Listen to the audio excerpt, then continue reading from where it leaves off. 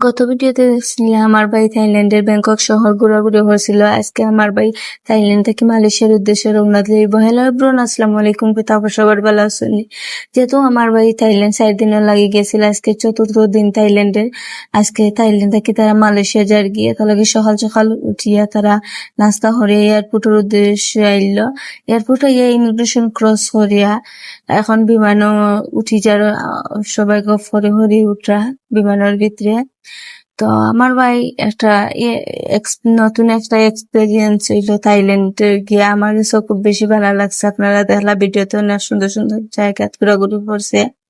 And এই তো বিমানের ভিতরে উঠে গেল। এখনো বিমানের সিট অনেকটা খালি, অনেক যাত্রী এখনো উঠা হয়েছে না, আস্তে আস্তে উঠবা। সো তারপরও বিমানবালা সপ্তাহ বোঝানো দিলাইলা কিভাবে সিট বেল্ট বানতে হইব এবং বিমানের সব নিয়ম কানুন আস্তে আস্তে সবকিছু বুঝাইয়া দিলাইরা।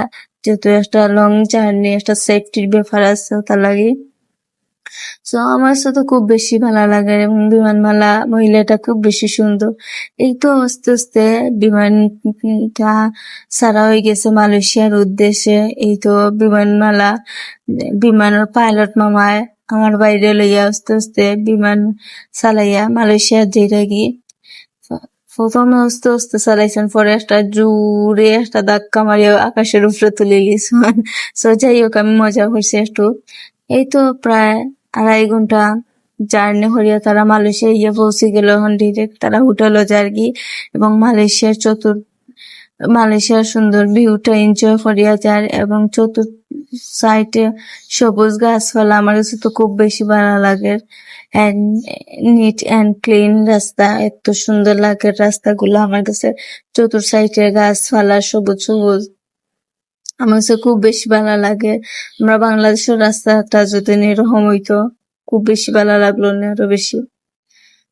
এই তো তারা হোটেলও আইলো। এখন তারা রেস্ট লইব এবং রেস্ট লওয়ার পরে রাত্রে একটু বাইরে চাটা উঠো করার লাগে এবং ডিনার করার লাগে। তো পরবর্তী ভিডিওতে আপনারা দেখতে পারবা মালয়েশিয়ার সুন্দর সুন্দর জায়গা। সো তখন পর্যন্ত ভালো থাকো সবাই। আল্লাহ হাফেজ, আসসালামু আলাইকুম।